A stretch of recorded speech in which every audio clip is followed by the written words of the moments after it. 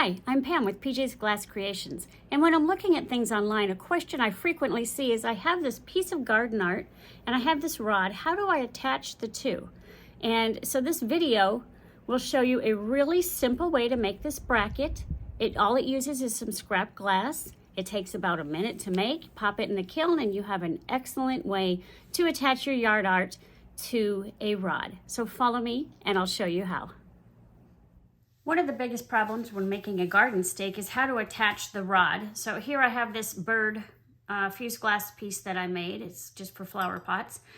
And I made this bracket for the back that attaches this rod. It's really simple. It uses just scrap pieces of clear glass. So what I've done is I have a 1 inch by 1 inch square piece of clear TACK.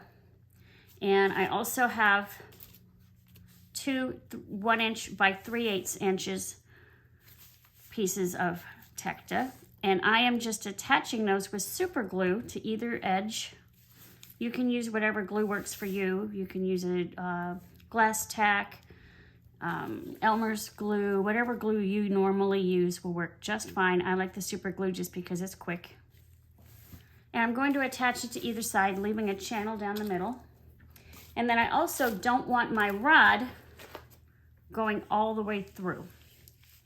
So what I'm going to do is cut just another little scrap. Oops, I can get going the right way. And I'm going to attach that at the top of that channel.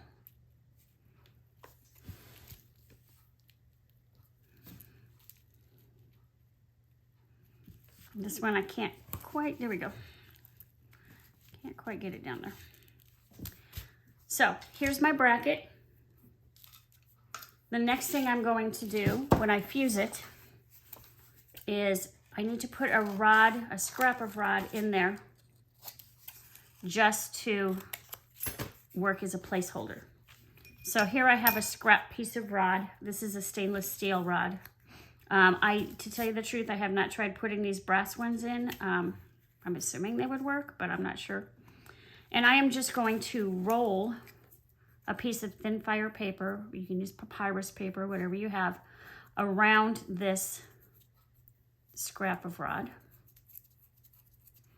And I'm going to stick it in the channel. And when I fuse it, I'm going to fuse it face side down. Sorry, good side up. Put the rod side down, the channel side down.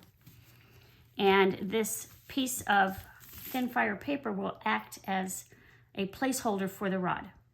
So when it comes out, actually I'm going to do a tack fuse first. I should have said that. When it comes out, you're going to have a piece that looks like this. It has a place for your rod, and you can just glue it right onto whatever your garden art is. Really simple, really quick, and best of all, really cheap. Let me know what you think.